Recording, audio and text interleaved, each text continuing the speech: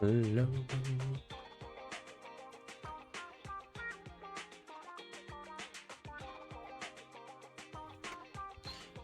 Okay, let's go. Continue.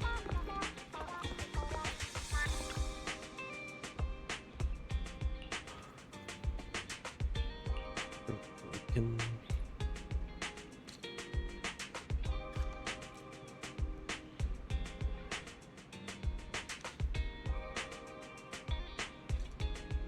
Snagging. Invitation to save. Of course. That's the history because that you were able to obtain such short time. Docs.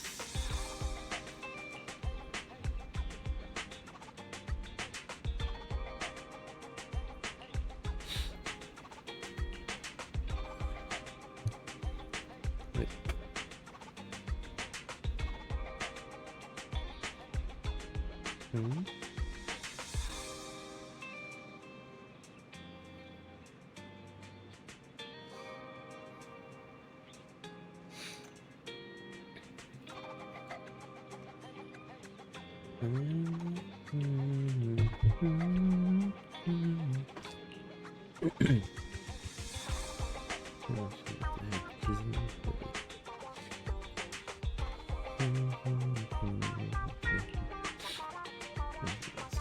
Let's get some resume. Resume reaction. Yes. Continue.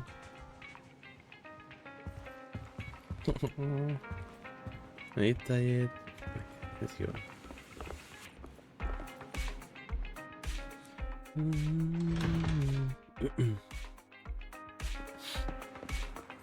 Happy minutes clear. Need a shot.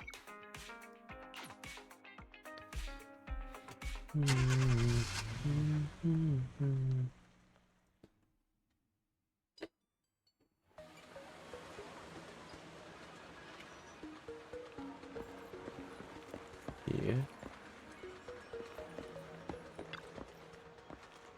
Just got the stem gas. Would you like at the appropriate signal? Yes, enter.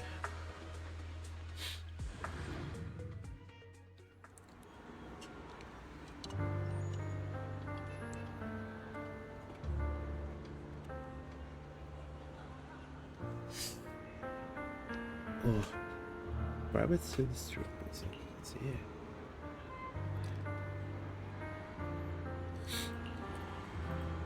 Well, for office. I can also try some significant drink.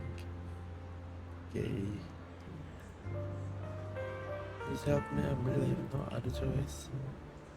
Okay, let's go check it out. Lies. Deception. Shit. Betrayal. Betrayal. I see swirling mist, shrouding the truth in a deep, enigmatic haze. Oh. Found you. Chosen one. Ooh. Chosen one. Hello there.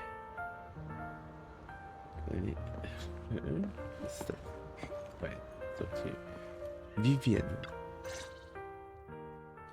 You are exactly as I thought you'd be. What do you mean by Chosen one? What's that? Sounds like something from a tacky novel that was popular a decade ago. Words can only convey so much, so it's understandable if what I say doesn't make sense to you now. But you'll know what I mean soon enough. Young lady, I know you might think I'm lying, but I'm telling the truth.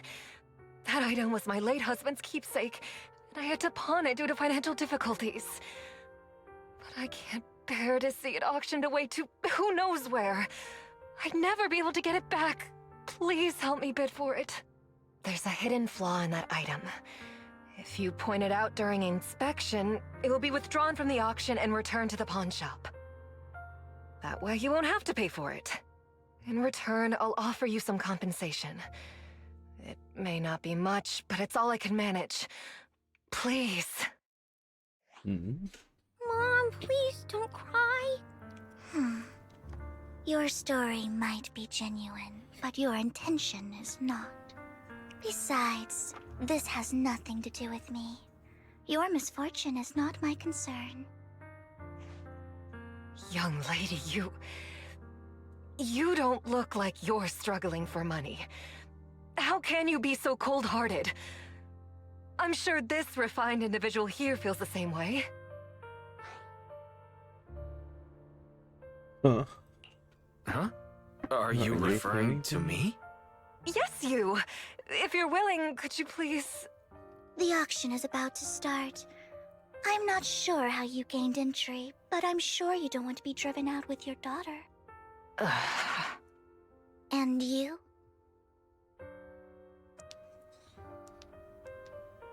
Here's a little piece of advice. Don't let your sympathy easily sway you in an auction like this. Otherwise, you might get swindled. I'm Vivian, by the way. Pleasure to meet you. Put away your full sympathy. Oh. You get that? No. Oh. Dear guests, the auction will begin shortly. Please make your way to the venue.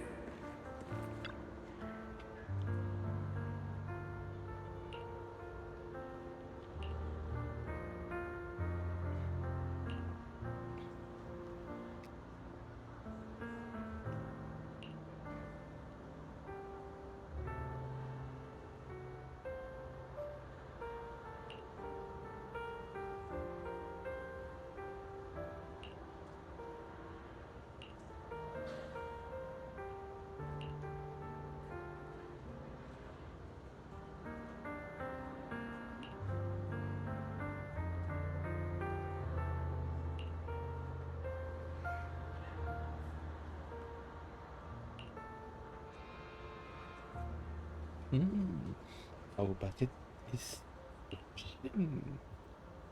how small you can pan into the very obnoxious blonde boy from last time. Obnoxious blonde boy? It's a long story. We're going to be able to attend this auction.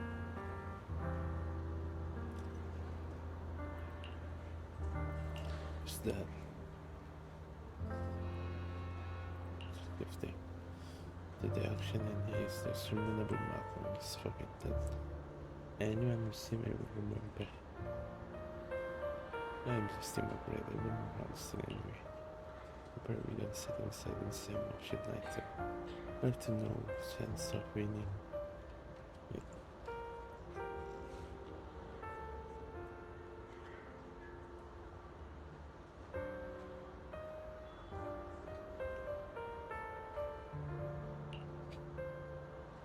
This film does not seem very unsteady with it. It's like some history.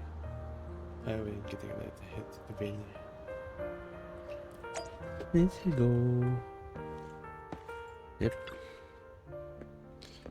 Steam guest, please in your invitation. Hand over your invitation. Invitation confirmed. Welcome to the auction. Please follow me. International venue. So very item, but not working for. The bamboo watching the it's right meeting like yeah, I think wonderful. Basically, them is like last time. It's receiving also seems to give it this video from 2 hours side.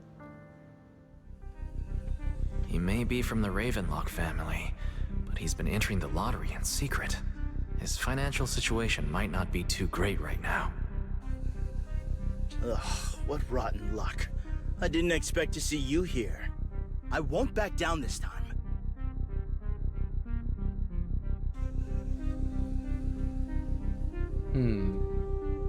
Raising your beat, double the beat, try messing with him.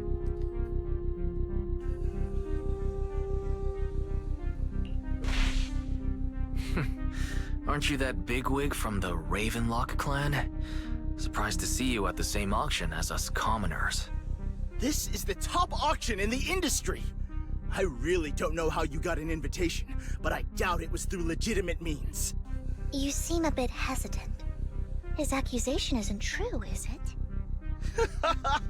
You should just give up already. I'm dead set on getting...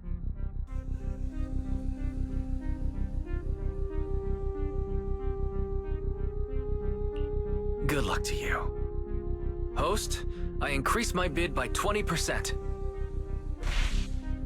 You... Where could you have gotten so many Denny's? A solid move, but perhaps a bit too costly for me. Okay. Let's not rush into inflating the price. Seems like it's just the two of us interested in the item. Why don't we...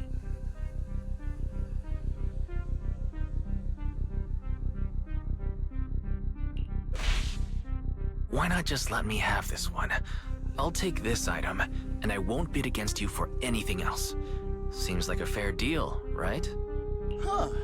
That really is a great deal. Well, your trick is out in the open. Maybe a bit more finesse next time? You're really stubborn, huh? Is it really worth arguing over such a small collectible? The current price seems a bit too high. Maybe we should... Are you for real? I had no clue commoners were so wealthy these days. Fine, all right. Well done. Regardless, though in my opinion, its aesthetic style is a bit ahead of its time. But as long as you like it, that's what matters. After all, the true value of art is in the love people invest in it. The next item is truly exceptional. The final creation of a legendary artist, the only one of its kind in all of New Eridu. The artist's tale is quite fascinating. Unrecognized during his lifetime, his works were discovered by art collectors after his death and became hugely popular. Because of this, authentic works are few and far between, making each one incredibly precious. And this stunning final piece, anyone who loves his work won't want to miss it. Without further ado, let's get started! Starting bid, 200 million Denny's! If I can get it for under 500 million, I can still turn a profit. 300 million! If I'm not mistaken, Wise, isn't that the item the woman asked Vivian to bid on? Yeah, that's the one. If our budget allows, perhaps we should. 1 billion. Even if his final piece is a collectible of this quality, starting at $1 million right off the bat. Since she doesn't have to earn her own money, any bid is just a number to her. Was that Vivian? Wow, she just said, "Don't let your sympathy sway you," then went ahead and bid anyways. Yeah, but she can literally afford not to take her own advice. Ooh, this elegantly dressed lady certainly has refined taste and deep pockets. So, is anyone ready to challenge this young lady? Invest in the legacy of a talented artist who left us too soon. Its value could double in the future. I'd advise against it. I'm going to bid on this no matter the price tonight. This young lady is certainly very confident. Our time is almost up at $1 billion. Going once, going twice, going 3 times. All right, ladies and gentlemen, that concludes the... Please feel free to unwind in the lounge for a bit. Very abstract piece of art. So random. So extraordinary. So most distinctive.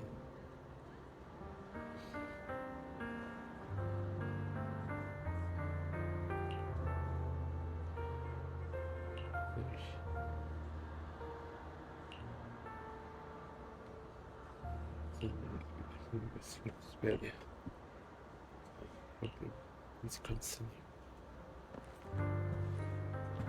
No, I cannot talk to her. Who are you? Never mind.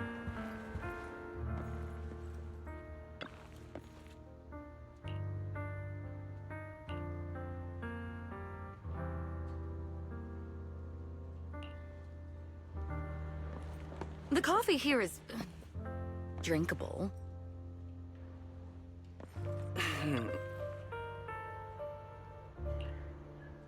Right now. Hey, Vivian. You have a strange look on your face. Despite her ruthless exterior, she's actually quite kind-hearted. Though you wouldn't dare think that, would you?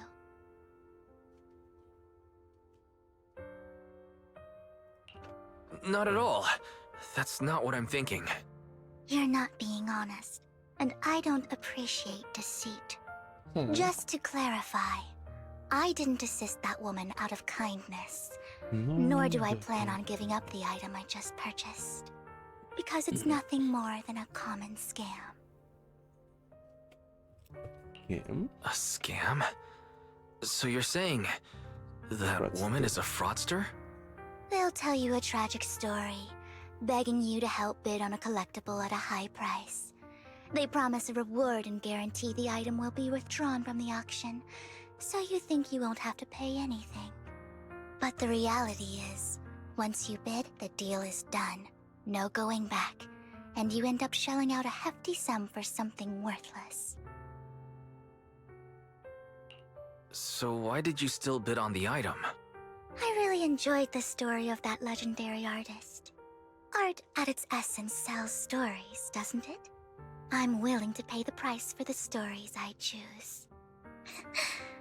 That's another lie. Looks like you believed me. Okay, you got me again. Let me give you another piece of advice. Appearances can be deceiving. People often mask their true intentions. Sometimes, what you can't see is the real truth.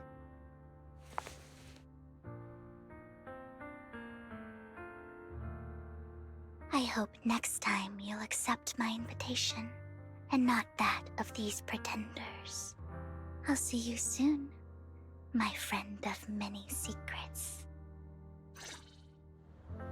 Vivian. That page and mystery right now. What the?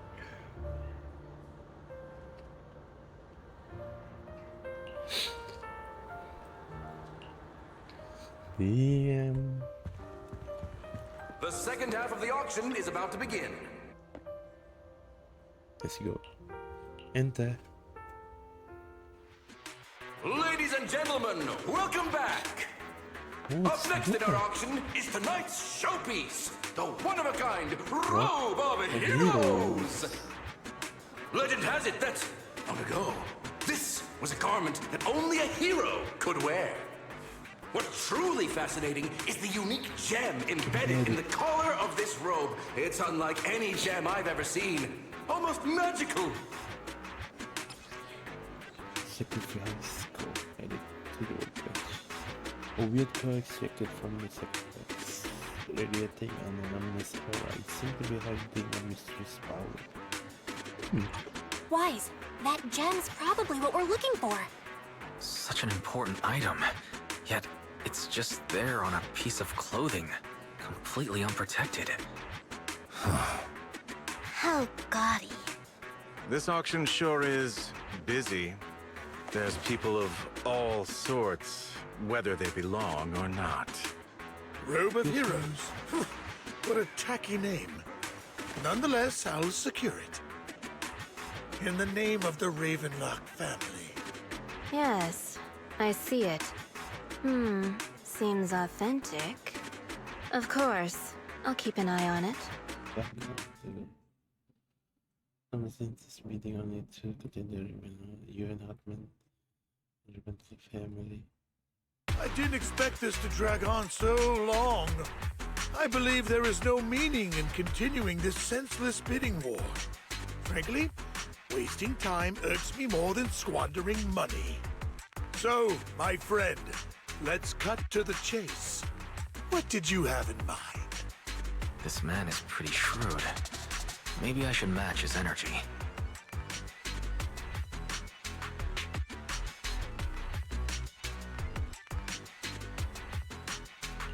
Perhaps a better question should be, What can you offer me? The ball's in my court now. Good. I enjoy conversing with people of sufficient intelligence. There are more antiques in this auction than just the robe. Why rush into this? You might find something else you prefer.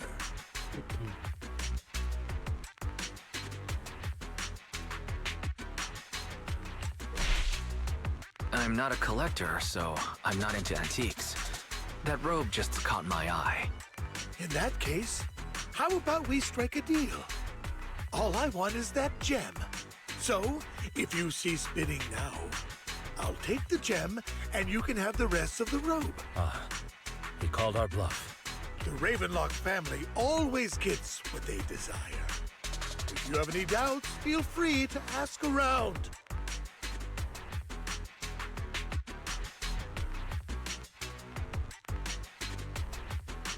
What a coincidence. I, too, always get what I want. You're quite confident. You know when to stand your ground. Well done. My time is valuable, my friend. I've already lost a significant amount of Denny's talking to you. If I offer you a token of appreciation, let's say a hefty sum of Denny's, would you consider backing out of this bid?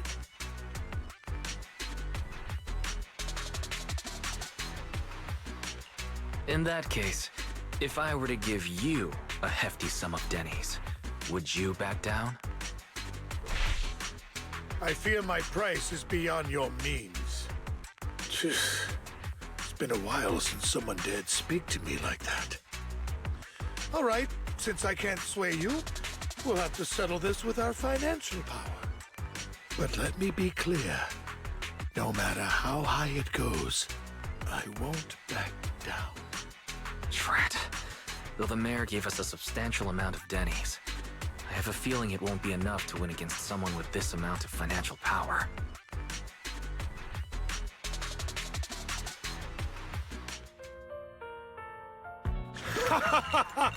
Thank you, everyone. It appears well, I'll be taking... Damn it, we almost won! Ugh, Denny grabbing jerks. I got a message from Hugo. He wants us to... Look up? What happened? Why'd the lights go out?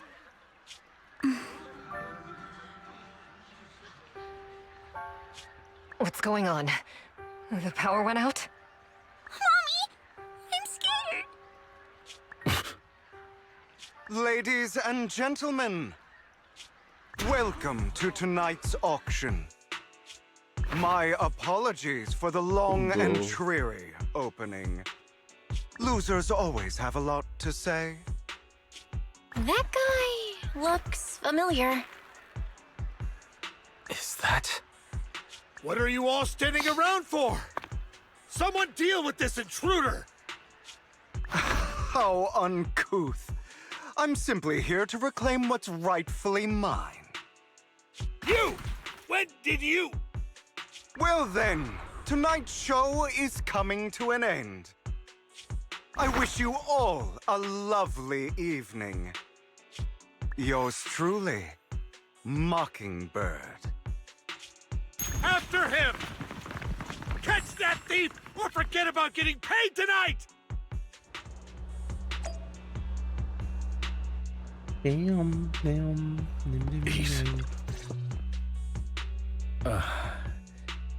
Forgive me, Master Proxy, but that...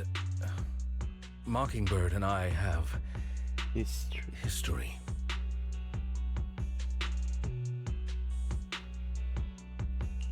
You might find it surprising, but I know him too. You do?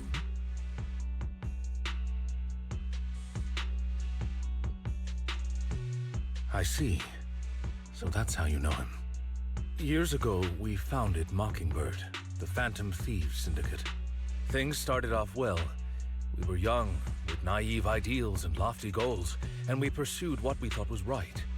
But one night, that all changed. There may have been signs of what was to come, but no one noticed them at the time, Perhaps we chose to ignore them. Eventually, I left Mockingbird and accepted the olive branch extended by the mayor. The separation was, shall we say, less than amicable. And my dearest friend became my sworn enemy. Master Proxy, if I may ask, what do you think of Hugo?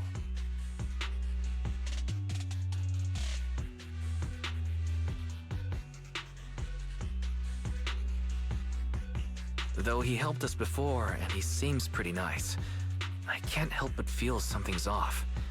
He is a part of Mockingbird, after all. Mockingbird has changed from how we envisioned it. And Hugo, too, No, it's nothing. In any case, he's very dangerous. I'm still unsure of his intentions, but we cannot risk letting him have the sacrifice core.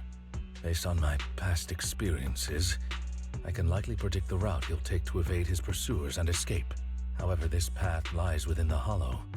Master Proxy, can you...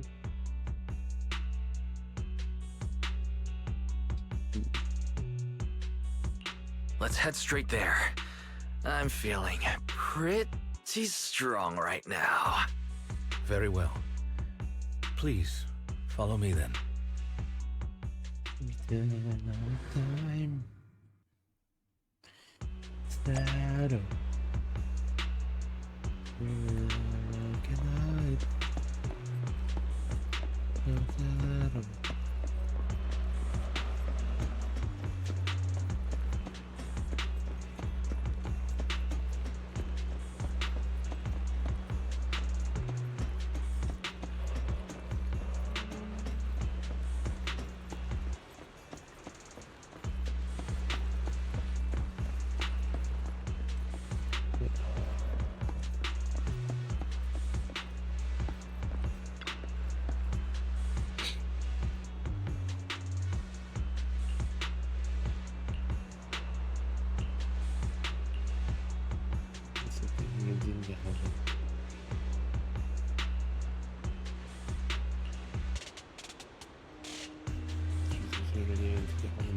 Let's go.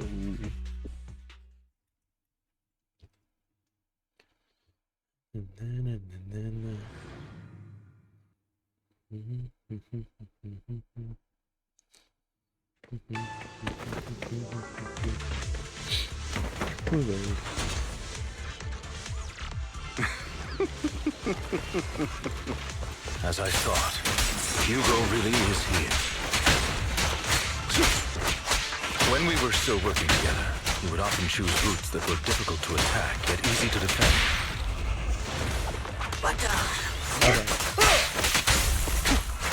Master Proxy, the layout of the port is complex.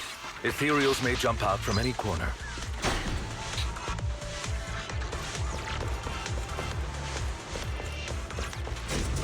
Do be extra careful. There are so many Ethereals. They don't seem to be phasing him at all.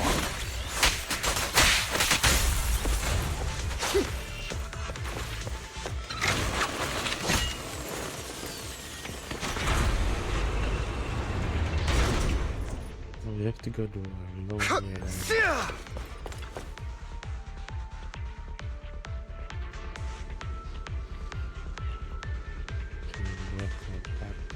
When you're finding specific container,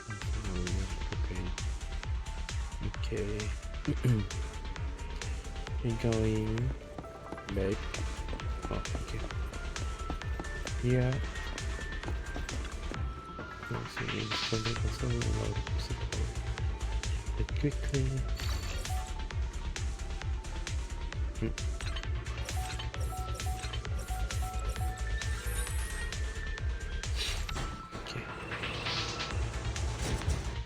Nice. Anything here?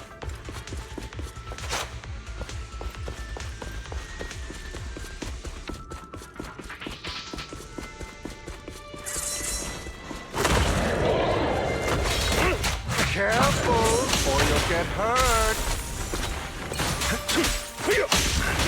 I'm not going to let you have your way. Time to hunt, Master Proxy. That's one of Hugo's weapons. Make sure to avoid it. It is extremely familiar with this place. Master Proxy, dragging this out will only be to our disadvantage. Let's proceed through here post-haste.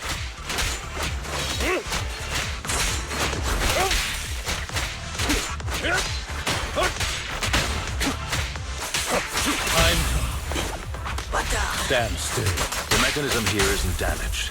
It's still functioning normally.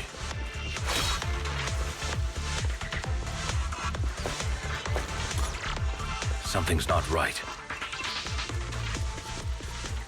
It feels too easy, almost as if it let us through on purpose.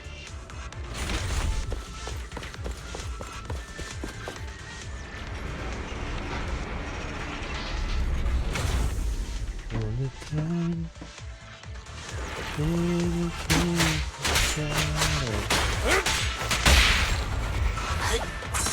Stay calm now. What's the rush, my friends? We still have plenty of time. Amateurs. This guy's as sly as a fox.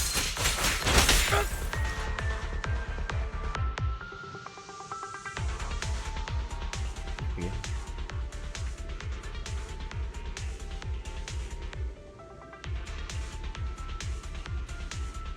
Get shot. So This must be the right way. Not to worry, Master Proxy. We'll be able to catch up to him soon.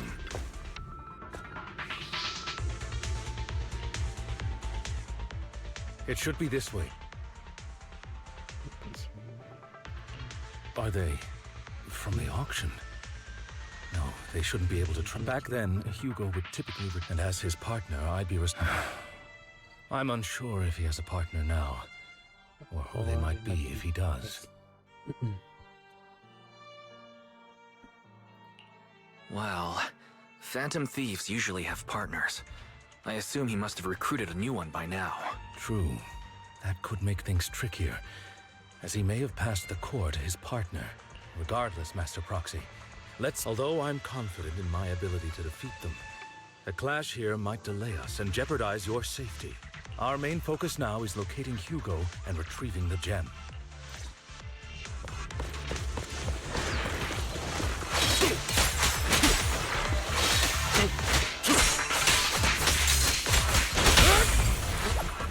Stand still. Evade, now!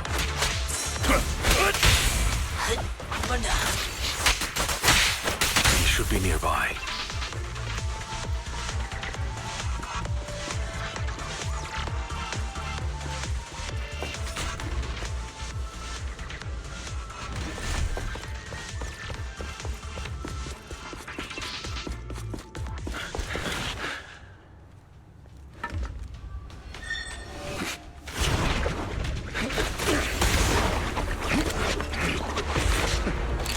Long time no see, traitor.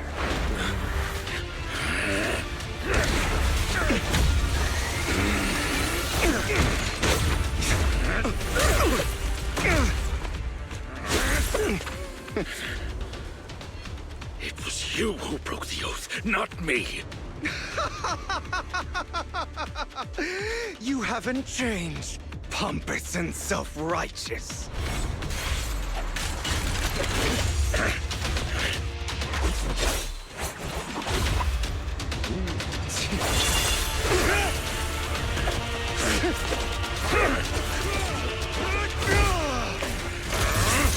Beyond reason!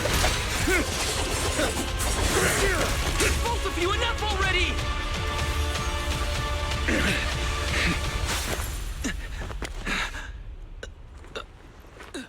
Master Proxy.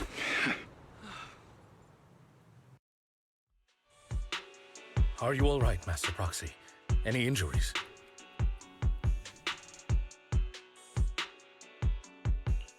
I'm fine. I just forgot I wasn't using EOS. I thought your attacks would just go over my head. I'm not used to being this tall, I guess. Rest assured, manager, my blade has always been steady. I'll never point my weapon at my allies, especially not you. As for that oaf, he has no sense of control in the heat of battle, even turning on his own comrades. I'd thank you not to spread lies. What? Are you denying it? I merely spoke the truth, didn't I? Didn't I?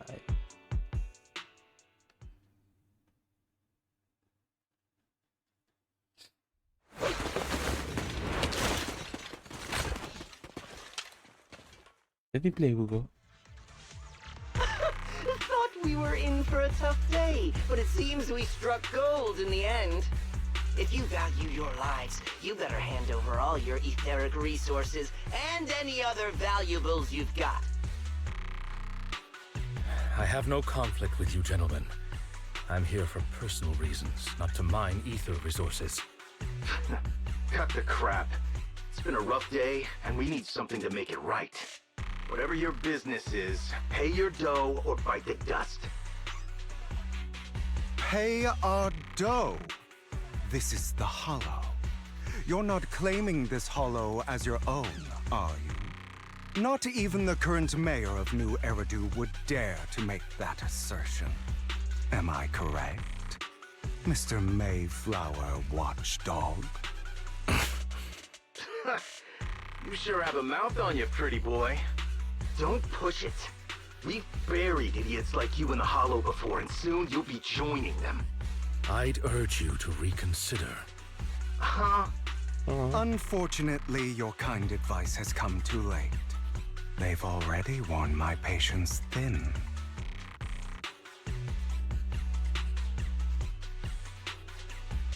Oh, help me!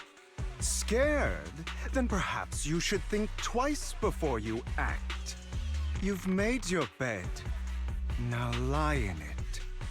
Sorry, I'm so sorry. Please have mercy. Spare us! We won't do it again! Are you quite done blowing off steam? Don't kill them. I'll hand them over to public security once we're out of... Who do you think you are to tell me what to do? They weren't planning to show you any mercy, yet you forgive them so easily. You haven't changed at all over the years, Lycon. To hell with you and your foolish fantasies of being some almighty savior. Haven't you learned your lesson from what happened with your eye and legs? My principles remain unshaken. No one has the right to take another's life. Sinners deserve punishment. Do you know how many lives they've taken? I'm merely delivering the justice the world needs. It is not our place to pass judgment. I know I will not sway you. There's no point in continuing this argument. I will stop you. Go ahead and try. I will defeat you. I always will.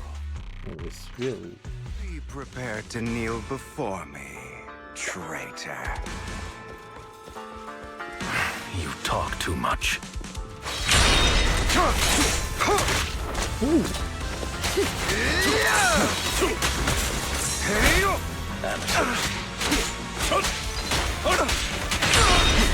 Take this.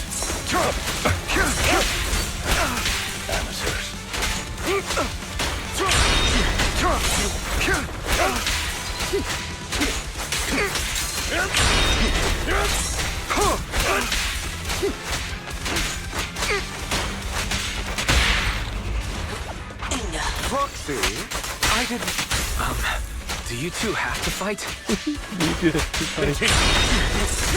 My apologies, dear master, but I'm itching to teach him a lesson.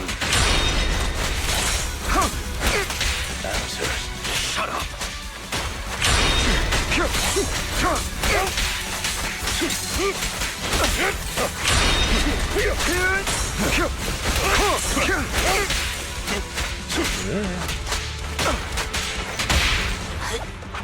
Stay calm now.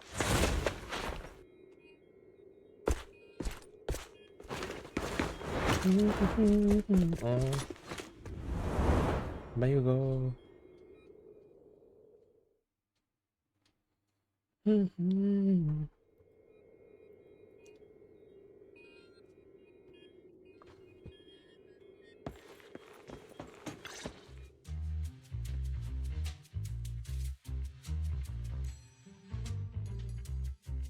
Worry not. Mastery of my skills will come in time. But there's something more important I would like to teach you. Something about faith. Does a phantom thief even need faith? Of course. What else would we fight for? For wealth, fame, and power to stand at the top so nothing and no one can imprison us. Isn't that what everyone desired? Or perhaps, by faith, do you mean something asinine and empty, like justice, dreams, or friendship? Hilarious. Grow up, Lycon. It's time to let go of your naive fantasies of being some almighty savior. You just don't get it. All right, enough squabbling. What I'm trying to teach you is very simple. I may not walk the path of justice, but I do not walk the path of evil. There's too much injustice in this world, and there are times when it becomes necessary to right those wrongs with unconventional methods. Taking lives, however, is out of the question. Life is a precious gift, one that nobody has the right to steal. No one should have the authority to judge whether another lives or dies. Keep that in mind. I will. You don't seem convinced, Hugo. As you mentioned, this world is unjust. That's why we must strive to bring fairness to this world. Those who cause harm should face consequences, just as those who take lives should. But not all lives hold the same value. Sometimes, you may need to eliminate one if it means saving more. You're too proud. Your pride may lead you astray.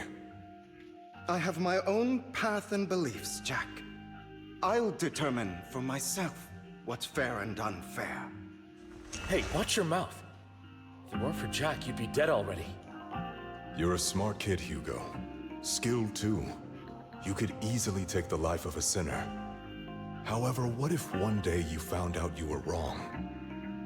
What if that so-called sinner were innocent? Could you bring them back to life? I wouldn't make that mistake. To err is human. Everyone is bound to make mistakes. It's good you are open with your thoughts. I just don't want your troubled past to weigh you down. Because your hatred doesn't define you. It only eats away at you.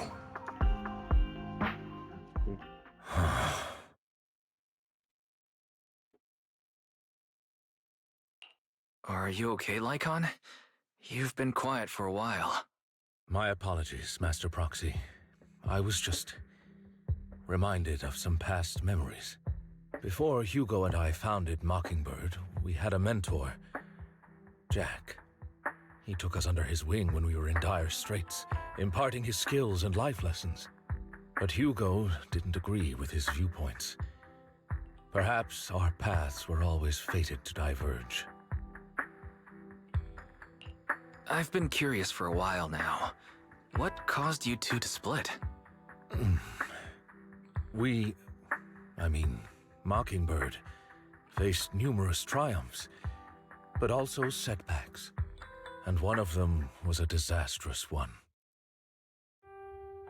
Hugo.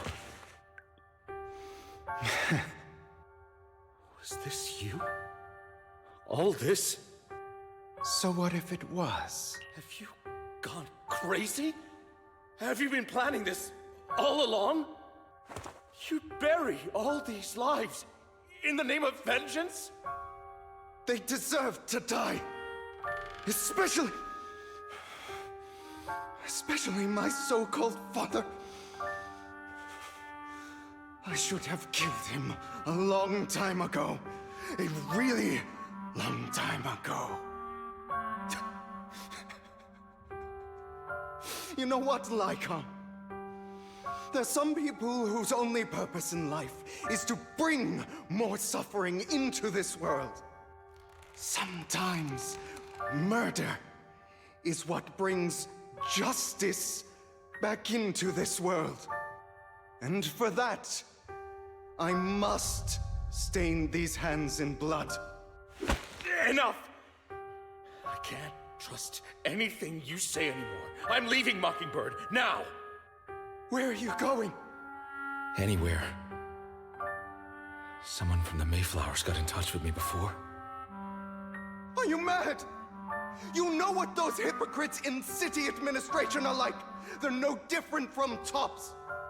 We fought them together all this time, and now you're leaving to serve as their lapdog. Are you going to turn your back on Mockingbird? Turn your back on me. The mayor is different from the others. But it doesn't matter. I'm not going to even try convincing you. As your friend, I'll give you one last piece of advice. Please, stop here. Otherwise, the day will come where your hatred and ambition will consume you.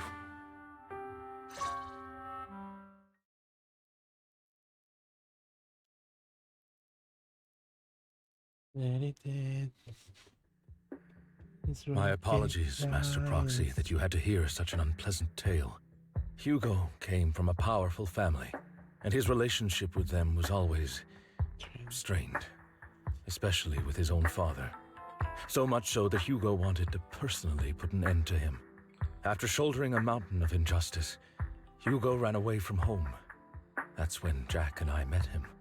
And that setback that Mockingbird suffered turned out to be intimately connected to his family. I had thought it was just a normal mission, when in fact he was plotting revenge. He took advantage of me and everyone else. I do not mean to pass judgment on him and his decision, but I refuse to accept a partner who is willing to trample over other people's lives for their own desires. Perhaps his family left a mark on him that continues to influence him to this day. In any case, Hugo still has the sacrifice core. We should contact the mayor to plan our next moves. A pleasure to speak with you again. Lycon has already filled me in on Mockingbird stealing the sacrifice core. I'll deal with it.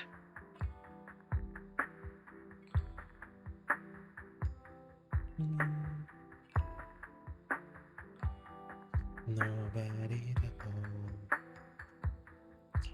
Anything else we can do to help? I mean, we didn't manage to complete our mission. No. You've done well. It's just not appropriate for you to get involved in what's to come.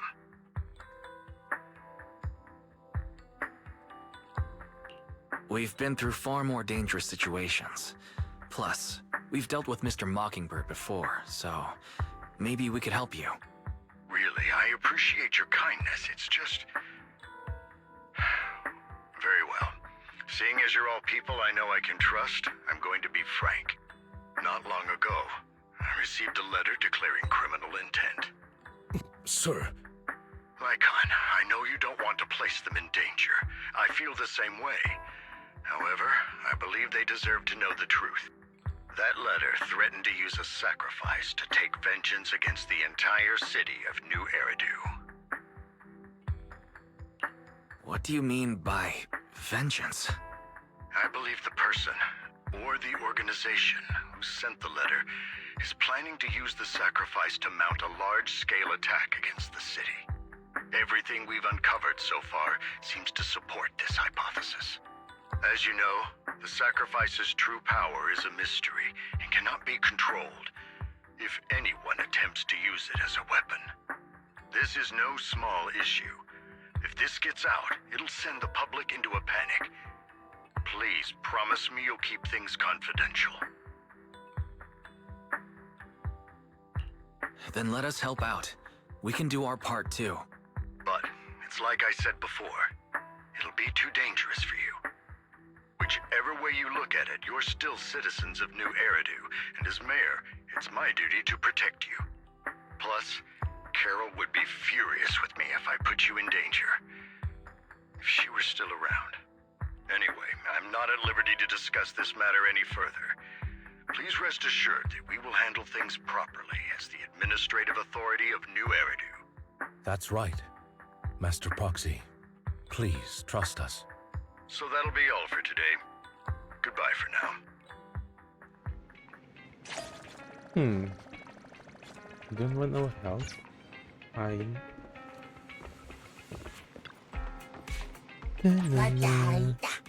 Mataita.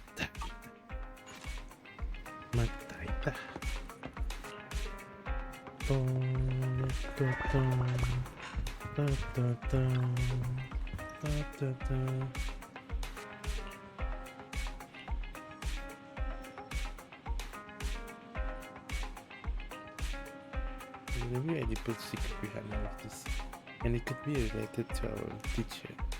No matter what, we can just sit back and do nothing. Before that, let's make time to our tactic properly. For now, let's call this a day. Like too much said, but by the way, did you notice who girl smoking, but this guy seemed to be just a mask?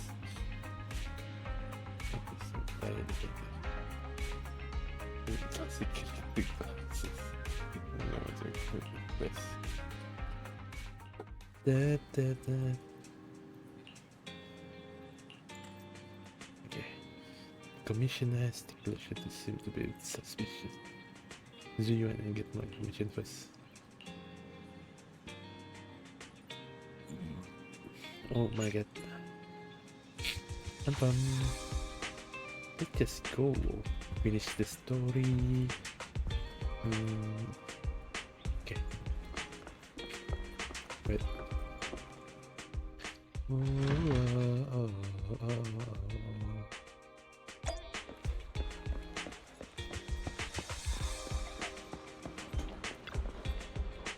Oh, you're up early. Want to try my special Bang Boo combo? Bang Boo combo? What combo? What?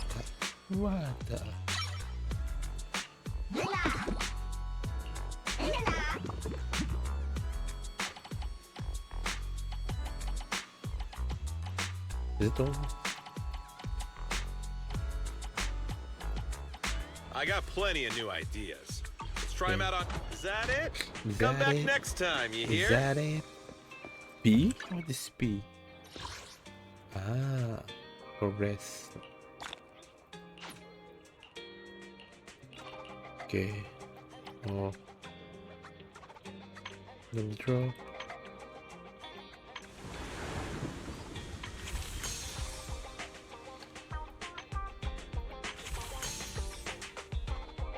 Demo. Who go? Vlad. Mockingbird.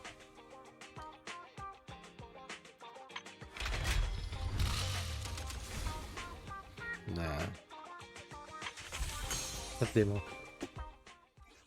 Really, how is skill?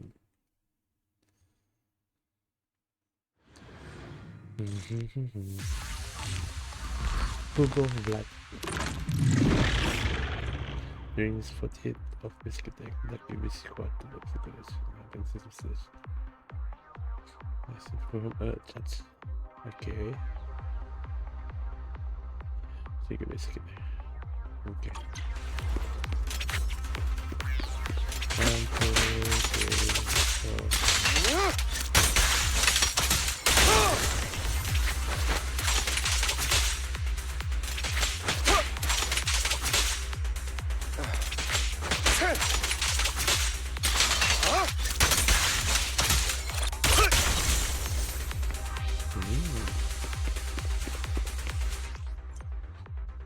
Special attack this stun and totalize effect is triggered. Compromise on enemy remaining stun time. Only difficult from stun.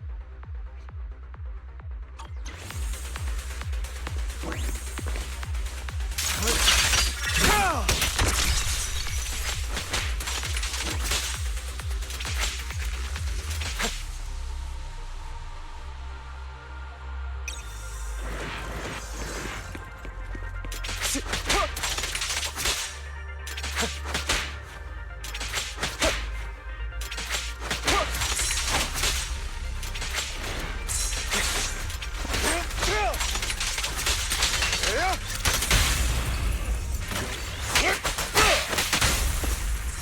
opportunity.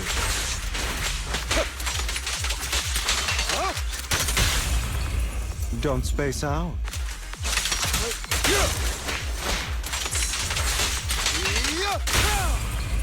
Go on.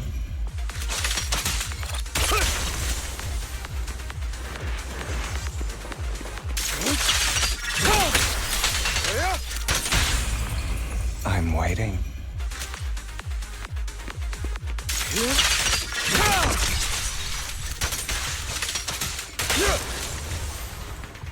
How would you prefer to die? I'll consider it. Oh, timing.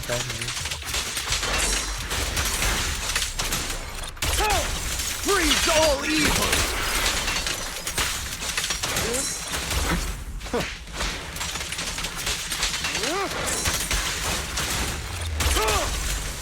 Allow me to reap your soul. Careful.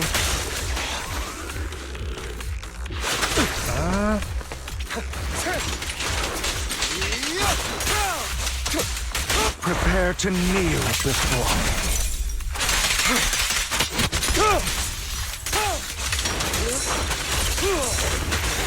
If you assist, I'll eliminate any obstacles.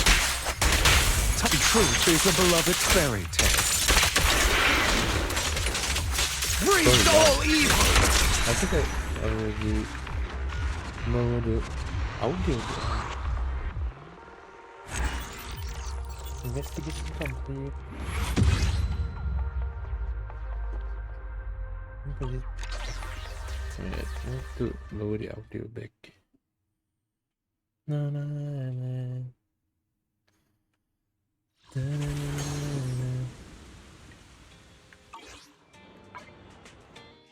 loud.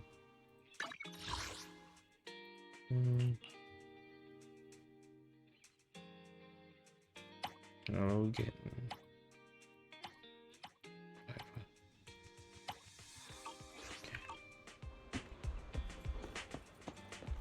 So loud.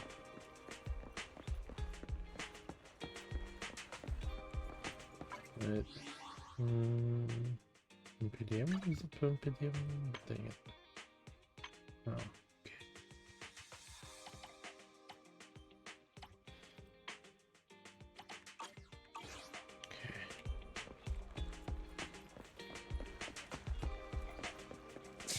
I don't feel so good.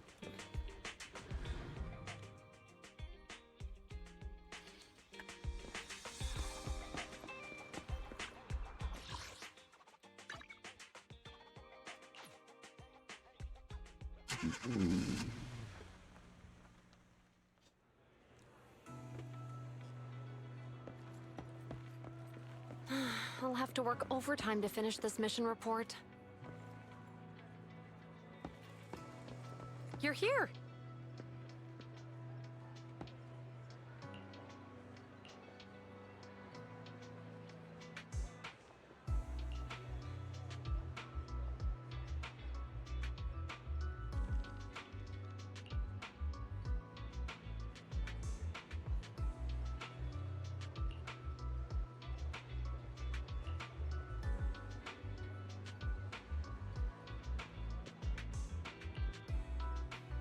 I think I've already been screened within the bureau, and there's nothing special about that. If you still worry, you can go and look at us. Rapid exposure. What's about the cat looking as good to be? To some extent, so they might know something. This amount of missing ops in case as well. Alright, something on my it's like any question. Hello. Okay, no, let's be bring it. This thing I left behind. So this is dead. What about them? This one here. Yes, notebook.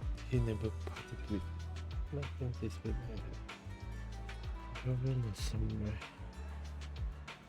In section 6. Yeah, of course they have more.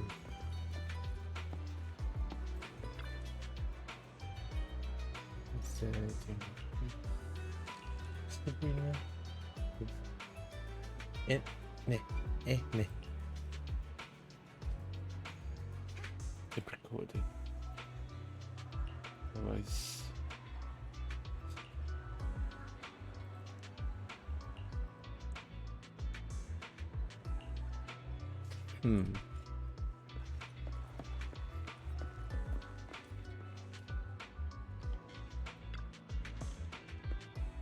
Yes.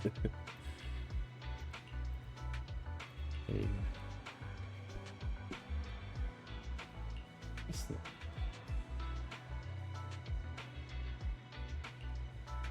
Yes. They are so easy to give information. What the fuck is this?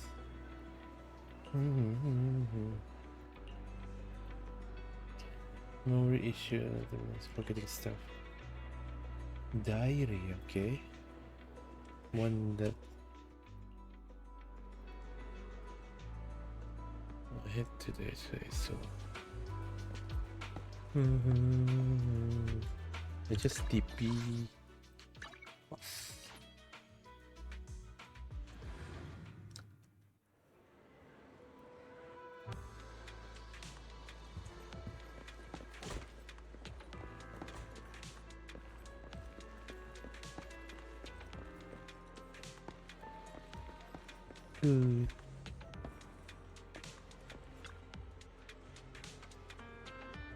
Good.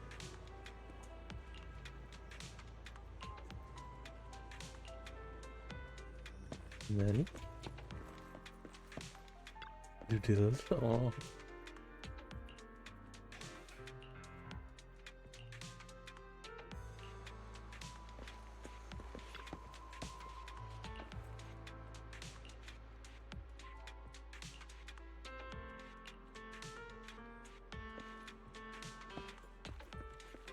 So, the record now.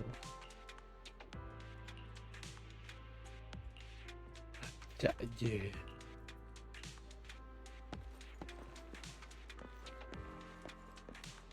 Anything? Oh. Even that you can interact with the Today's training.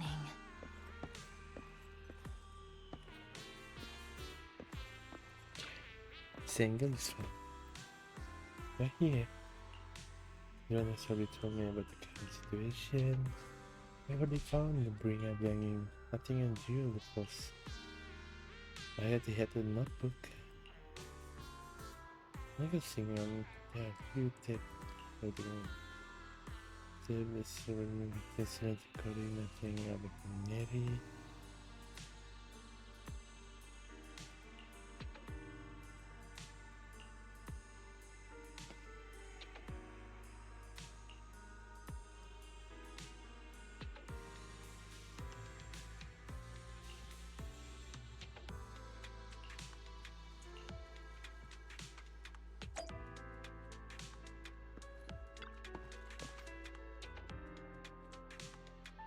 Message reading.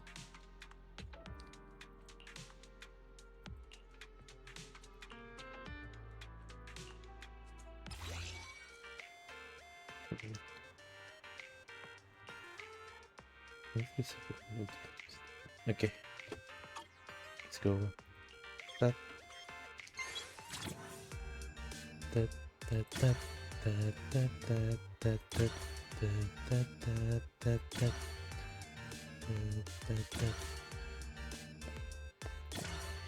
Almost miss. That's so easy. Okay.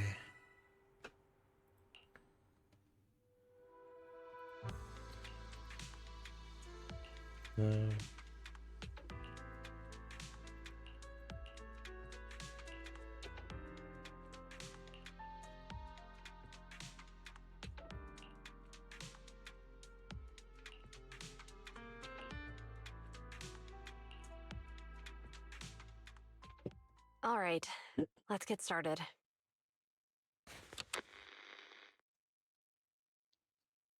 I'm probably not getting out of this hollow, but at least this tape recorder still works. Let's say these are my last words.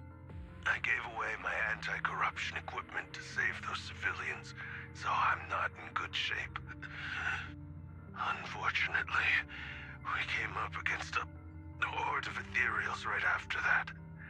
I rushed over to fight them off and tried to save the civilians, but in the thick of all the fighting, I turned back and realized that I was somehow alone. Nobody was behind me. Luckily, I managed to defeat the ethereals, but the wounds and corruption I sustained in doing so should be fatal. I don't mean to cast the blame at all here, and if any of my colleagues ever pick up this cassette, I hope that nobody is ever held accountable. It's just human nature. It's normal. I just have a few regrets. Oh, what's that over there?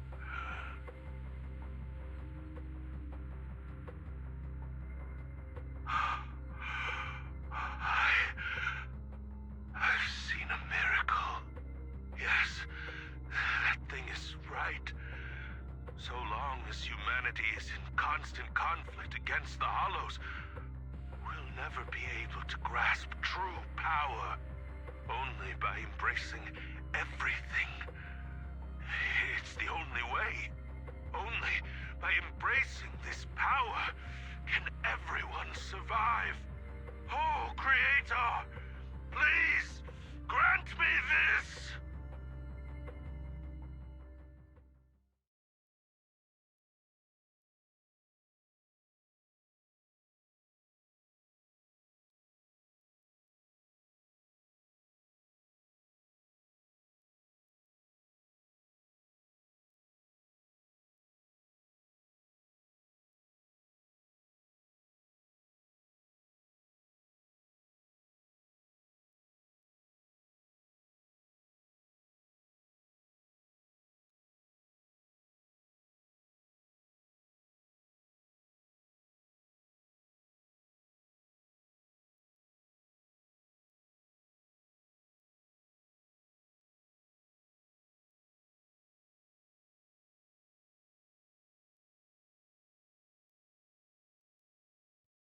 Okay. Are you okay, Julian? Don't be so down. Thanks. I'm okay. It's just, even though we had our suspicions, now that everything is out in the open, I can't help but feel a little... Well, at least now I know the reason why he changed. What did Bringer say during the recording? Whatever it was, he called it a miracle. I saw the mission report from that incident. Bringer emerged from the Hollow unscathed, completely free from injury or corruption. Plus, I remember him rescuing a few civilians and walking out of the Hollow together with them. But if that's the case, then it's at odds with the audio we heard. Which one is the true version of events? It's possible that both are true. Like if Bringer actually met a real god that completely healed his body and helped him save the others. And that's why his mood changed so much. Why he started believing the Exaltists. Because he witnessed a miracle. That sounds like a reasonable speculation at this point. But it still exceeds the limits of what we know. In any case, it's a clue that ultimately points to the Exaltists. I'll keep pulling this thread and see where it leads.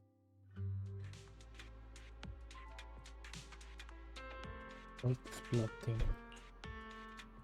Stolen.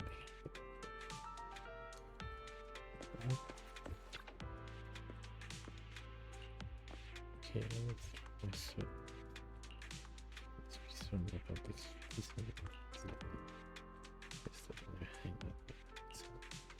No. Let's just freaking. Wait, Huh? Daily scroll.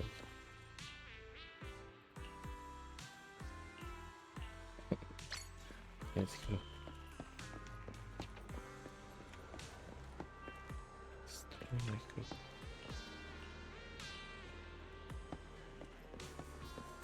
Really? No. School.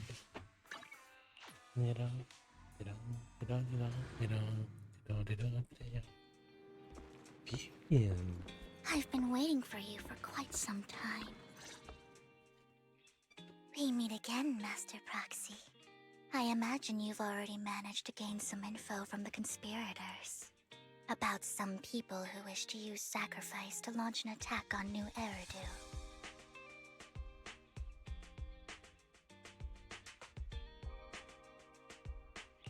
So you know about that? I only just found out myself. Because I've been watching you this entire time. I know many things. But unlike those hypocrites, I'm willing to share info with you to show my sincere hopes of working together. I need to find Bringer's belongings.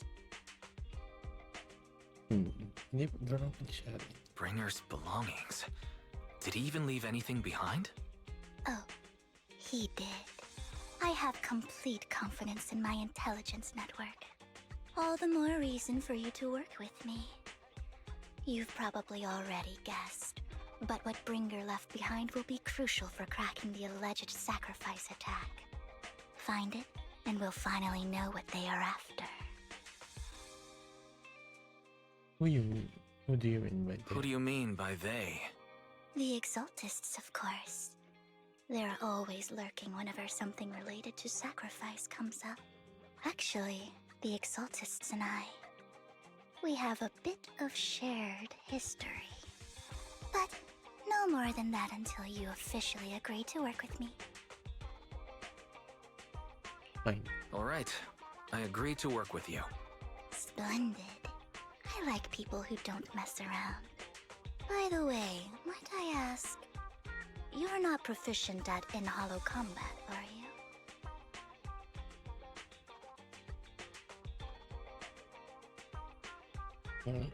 Well, you know, I'm a proxy after all. As I expected. Not to worry. You're an invaluable proxy.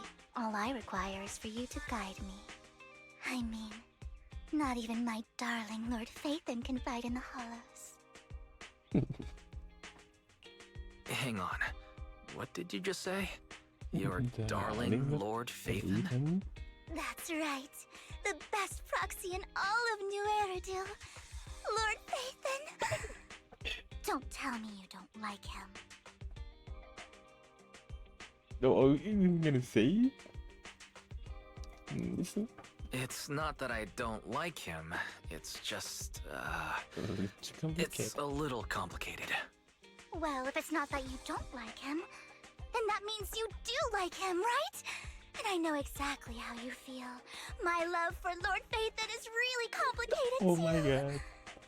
Great, you're a fan of Lord Phaethon too. But that makes sense. All of New Eridu ought to be fans of Lord Phaethon.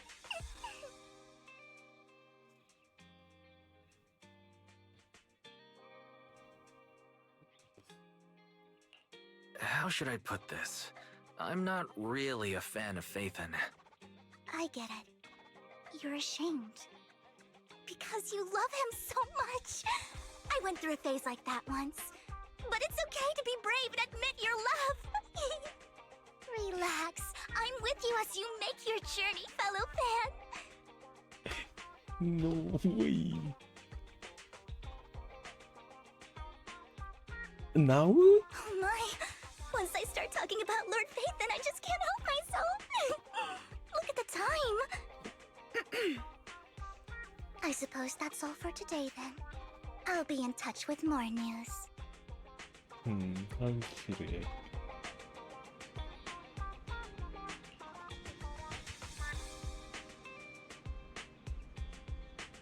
No, it's shooting, okay. Let's shoot.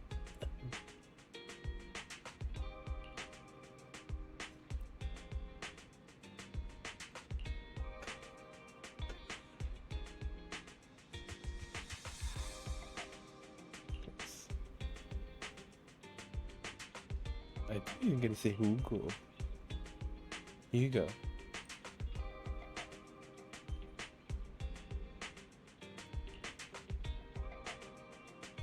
Apparently I'll stop it.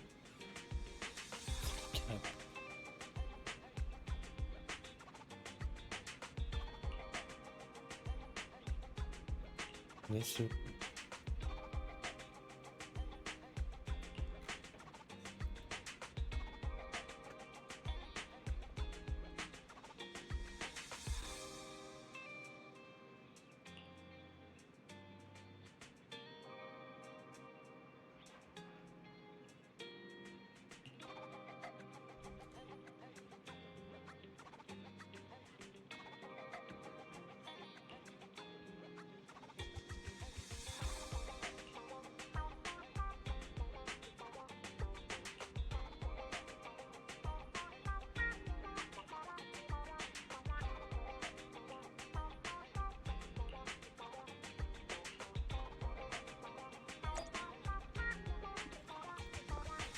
Opa, opa.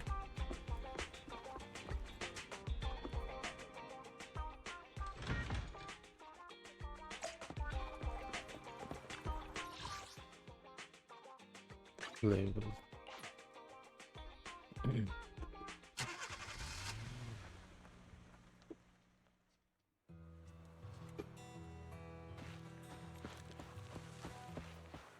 Oh no!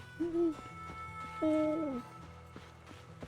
No way, Kiki! An envy. Proxy, you're here too. I didn't expect to run into you here. What are you two doing here?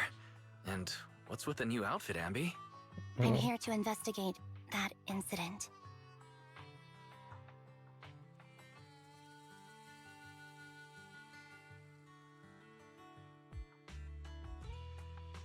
I've recently dug up some clues about the person behind the operation, but my key contact is ultra cautious and keeps demanding me to prove my identity. So, to gain her trust, I decided to meet her dressed like this. Now that everything is completely finished, this uniform doesn't really represent anything in particular. For me, it's just another outfit now. We all have to move on someday. I'm helping her. I want to make sure whoever's behind all this is caught. Ah, and who's this young lady? This is my friend, Vivian. We're here investigating a few things ourselves. Ambi, one of the Cunning Hair's most powerful members. And Trigger, an Opal Squad sniper. It's an honor to make your acquaintance. You know us? Looks like someone's done our homework. Is it because of the proxy? You two are practically celebrities. And because of my work, I've got loads of info when it comes to anyone with a name around New Eridu. I see. Seems you're handling your work well. Let's prepare to enter the Hollow. Unless you have any further questions, we'll be taking our leave now. You're going into a Hollow? Proxy, you plan on going in like that? Yeah, that's right. I've recovered quite a bit lately, so I don't need any protective equipment in the hollows. You should doing an ambit. What was this didn't ask any more question. At the moment the family-looking lady appear. Huh. Aren't you that lady from before at the auction? Hello. I didn't expect to see you again, young lady.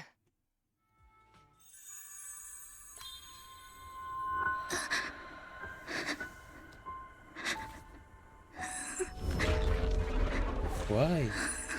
No. Why crying? Vivian. Vivian, are you alright? You look depressed. What's wrong, Vivian? Are you feeling all right? It's nothing.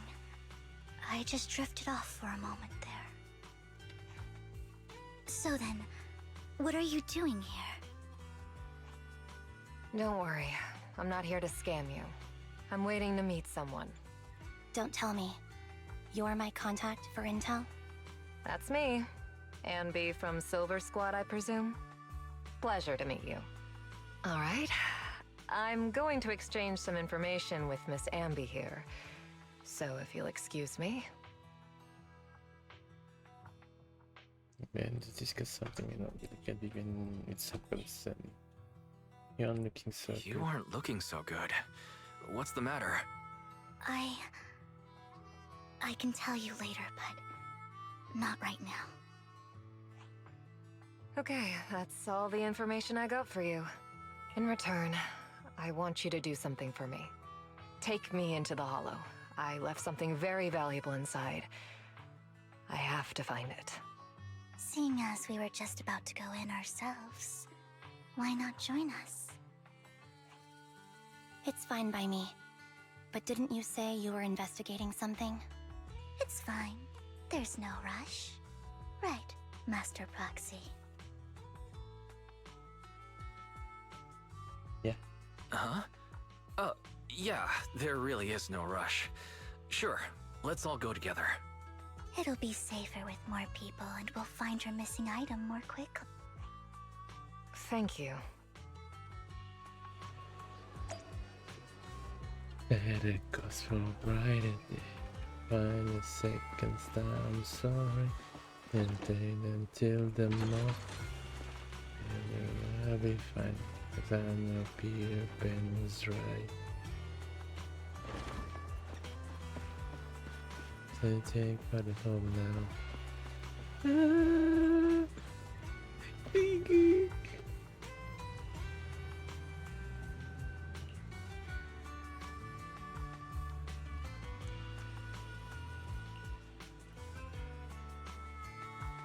Le film fait.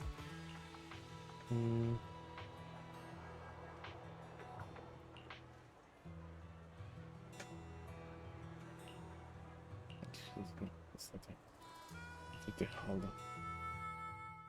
So waste of time. I'll find a way. Set a cost for a brighter day. And the second star, I'm sorry. Until the morning, and I know that I'll be fine. Son of Peter Pan was right. And I'm like a brand now. 18, but I'm blown out, yeah. But it could be. That's time to realign way. That way. And it's held there. It's out of me. And I thought things that meant to be like. Fairy tale and not the truth. What am I supposed to do? I guess Peter Pan was right. Growing up, a waste of time. Gotta find a way. It's better cause for a brighter day. And make that it I get for every wanted offsets. Let me receive one stack of white thunder stacking up to 3 times. Thunder press quickly dash forward, slashing to the enemy and dealing the complete of. And it's not an easy hold and the activate combine her twin sword and throw them forward for a high speed slash. Reset. This skill. And there's unique damage of the trigger. Strike. Okay.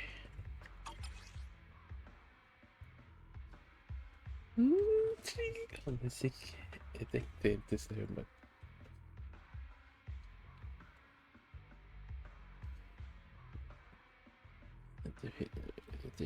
they got trigger for this of the show. Increase this damage. The triggers but on a different squad can activate trigger basic. Yes. 7 follow-up, basic attack, anything, and then maybe then X special attack also trigger with the coordinates, but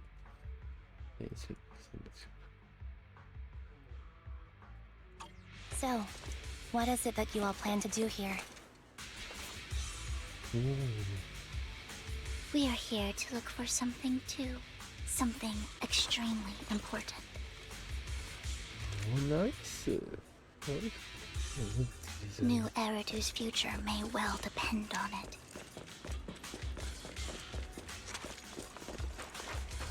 Adjusting for wind. Oh my god.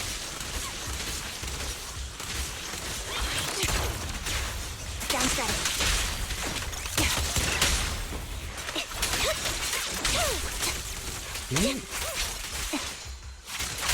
Done.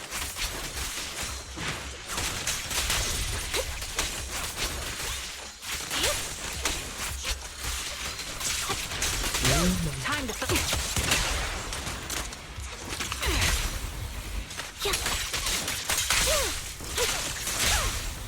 keep up the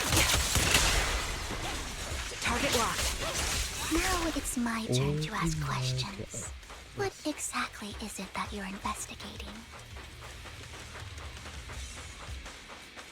Recalibrating. Since you're familiar with the name Silver, then you should know that it shouldn't exist anymore. They look crazy.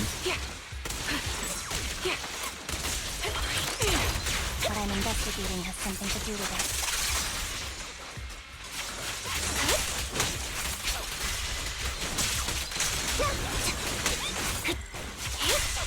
Mind the blind spot. Time. Focus up.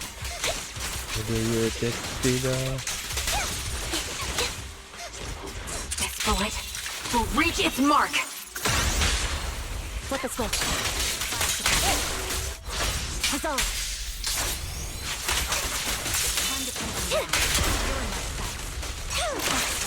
Let's use that fissure to head to the next location.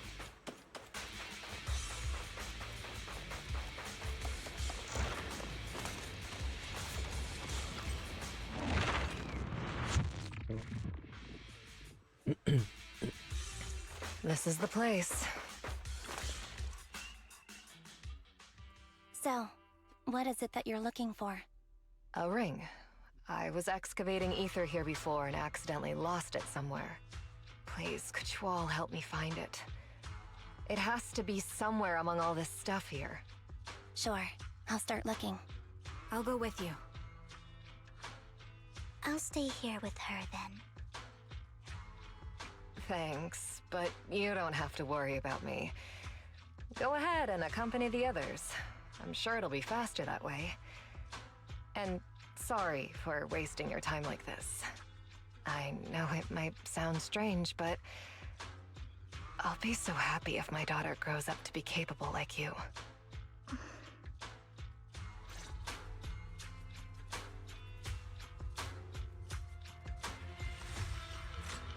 It's the Lemka, hugely popular. Master right? Community was has been from state. But big shots cover still many belong to the craft. Forgery of famous sword. A part of his sword never agreed to such a his head. So then suddenly took his own life. I knew he would never do something like that. That speaks of silence. Just yeah, this was my husband. Yeah, but my condolence. I gave it the night nothing. Okay. I missed the royal family. Yeah. Oh, this.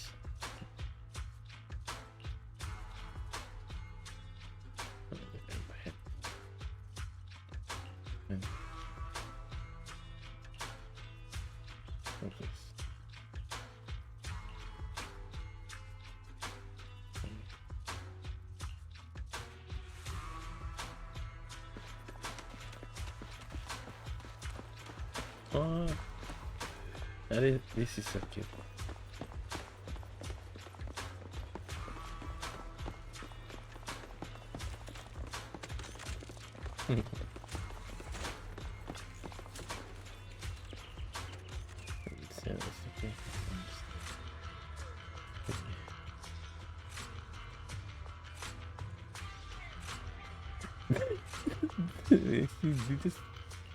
There's leftover food here. I don't want to imagine what's inside the bag. Okay. Yeah. Neither do I. Oh, this is so cute. Let's see. Get this first. Yo, Danny. Nothing here. Wait, what's that? Oh. Oh. Capybara, capybara, capybara. Are you looking for? No, no. I think we said stuff on the inside. A toy that seems emotionally stable. There shouldn't be a ring hidden in it.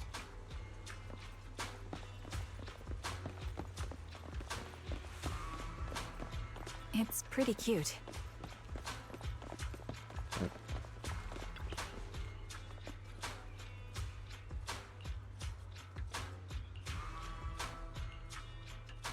It's a fancy lunchbox? I wonder if its owner is safe and sound.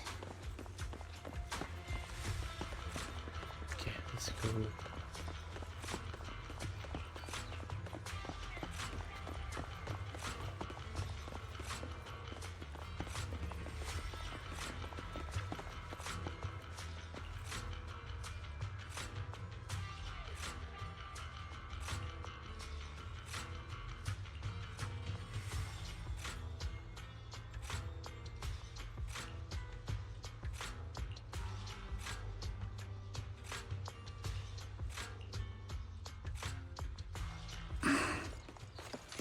What's wrong, Vivian?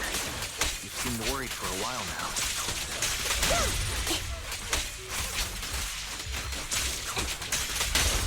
I'm worried about Diana. Look at you! Her location should still be safe.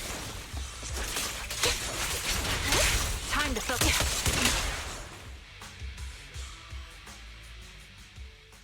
Could the ring be in that gas tank? Good thing this gas tank is empty.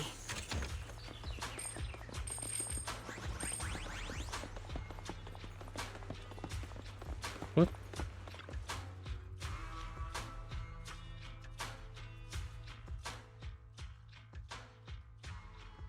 Her vital signs are gone. What happened? I guess this was her final scam. What? There's one thing I must remind you. Your time is running out. I'm not sure how you can tell, but you're right. I'm going to die in here. That's What? We mean? my plan. I'm very sick and don't have much longer. If I try to get treatment, it'll just be a burden on my daughter. So I scam my way through a bunch of physical exams and managed to take out a hollow corruption policy through Ravenlock Insurance. Once some time has passed, could you please take my corrupted body out of the hollow? That will secure a generous compensation package for my daughter. It's only what the Ravenlocks owe me. A pity, yes. But it's the only— What makes you think that will help you? I just trust you will. I'm just awfully sorry you had to get involved in this. But it's something I must do. I have to leave something behind for my girl. I have to give her a chance at life. If it's okay, could you also please pass a message to Mira for me? Tell her, don't worry. Even if Mommy's body is corrupted, withers away, and turns to dust, my love for you will always be there. Thank you. You're a good kid.